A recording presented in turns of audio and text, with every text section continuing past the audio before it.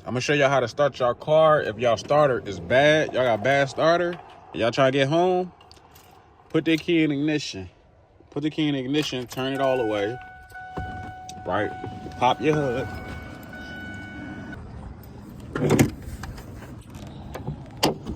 Open the hood.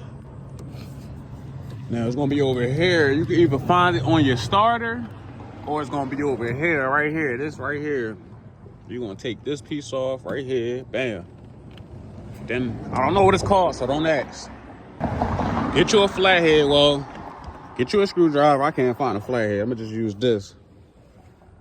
Go to the side of the truck right here. Bam, start right up.